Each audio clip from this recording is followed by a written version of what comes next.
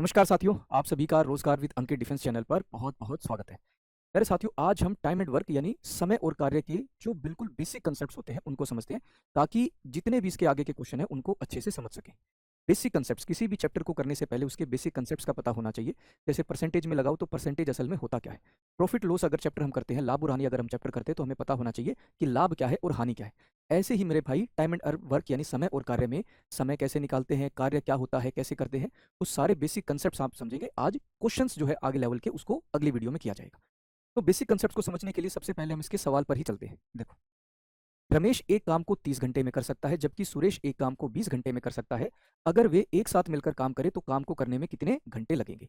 Ramesh can complete a task in 30 hours, Suresh can complete a task in 20 hours. If they work together, how many hours will they take to complete the task? देखो, रमेश जो है वह किसी काम को कुल मिलाकर 30 दिनों में करता है, 30 डेज में करता है।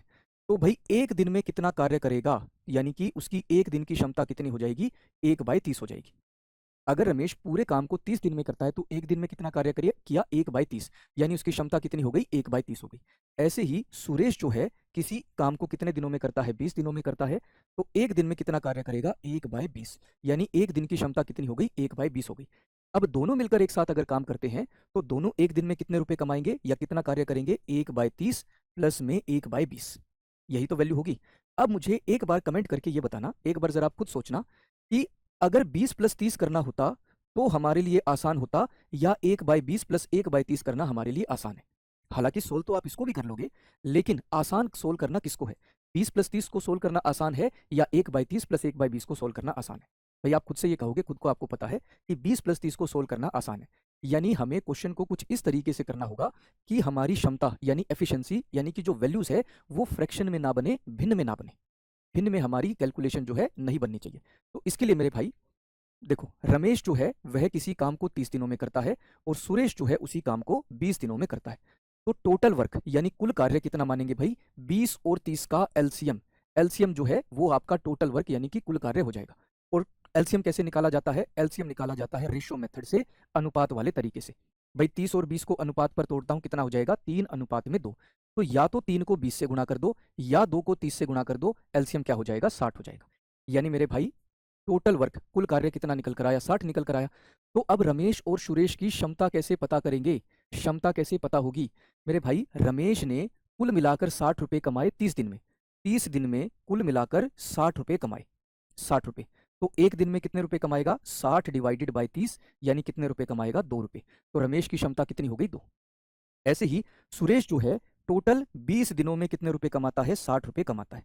20 दिनों में 60 रुपए कमाए तो एक दिन में कितने कमाएगा? 60 डिवाइडेड बाई 20, यानी कितना हो जाएगा? 3। तो सुरेश की क्षमता कितनी हो गई? 3। और दोनों की क्षमता मिलाकर 2 प्लस में 3 कितनी हो गई? 5 हो गई। यानी दोनों एक दिन में 5 रुपए कमाते हैं, तो कुल मिलाकर 60 रुपए कितने दिन में कमाएंगे? मेरे भाई, समय यानी टाइम क्या होता है? Work upon efficiency. कार्य जो हमें पूरा करना है डिवाइडेड बाय जिस क्षमता से पूरा करना है, यानी टोटल काम हमारा 12 दिन में हो जाएगा। आंसर क्या बनेगा? ऑप्शन बी हो जाएगा। तो यहां से आपको समझ में आया मेरे भाई, इस तरीके से कि आपका टोटल वर्क किस तरीके से बना? 60। और यहां से ए और बी यानी रमेश और सुरेश की क्षमता दोनों ही आपकी वैल्यू बनी है, इंटीजर बनी है, ना कि फ्रैक्शन में आई है। कैलकुलेशन हमारी आसान होगी। ठीक है। तो कदम क्या बना मेरे भाई? सबसे पहले आपको टोटल वर्क यानी कि कुल कार्य निकालना होगा, जो कि हम निकालते हैं एलसीएम से। फिर उसके बाद मेरे भाई आपको एफिशिएंसी यानी कि क्षमता निकालनी होगी। एफिशिएंसी यानी कि क्षमता, एफिशिएंसी यानी कि क्षमता, जिसका फॉर्मूला होता है वर्क अपॉन टाइम, कार्य डिवाइडेड बाय समय होता है। और उसके बाद मेरे भाई जो भी समय आपसे पूछा हो, जो भी टाइम आपसे पूछा हो, उसको कैलकुलेट कर सकते हैं। टाइम यानी समय का फॉर्मूला क्या होता है? कार्य डिवाइडेड बाय क्षमता। टाइम एंड वर्क पूरा का पूरा चैप्टर जो है वो इन्हीं 3 कदम में हो जाता है। पहला कदम, दूसरा कदम और तीसरा कदम, इतने में आपका कंप्लीट हो जाएगा। ठीक है। ऐसा ही एक और क्वेश्चन करते हैं। देखो जरा, ए, बी और सी किसी काम को 20, 30 और 40 दिन में कर सकते हैं। उन्हें मिलकर काम पूरे करने में कितने दिन लगेंगे? A, B and C can complete a task in 20, 30 and 40 days respectively. How many days will it take to them to finish the work together? भाई ए जो है वह किसी काम को 20 दिनों में कर सकता है, बी जो है उसी काम को 30 दिनों में कर सकता है, और सी जो है उसी काम को 40 दिनों में कर सकता है। तो टोटल वर्क यानी कुल कार्य कितना मानेंगे? इन तीनों का एलसीएम।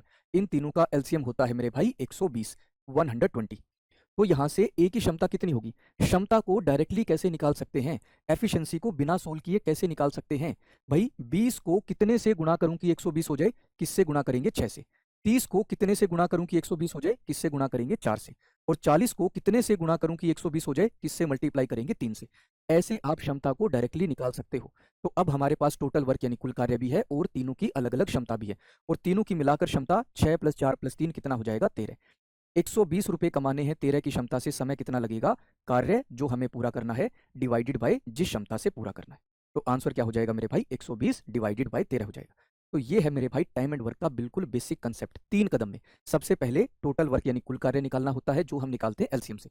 उसके बाद एक एक करके सभी की क्षमता निकाली जाती है, और जो भी समय आपसे पूछा होता है उसको सोल्व कर देते हैं। समय का फॉर्मूला होता है कार्य जो हमें पूरा करना है डिवाइडेड बाय जिस क्षमता से पूरा करना है। अब इसकी नेक्स्ट वीडियो में हम टाइम एंड वर्क के अगले टाइप के क्वेश्चंस को सोल्व करेंगे। और इसी तरीके की वीडियो के लिए जुड़े रहिए रोजगार with Ankit defence YouTube channel पर। जय हिंद।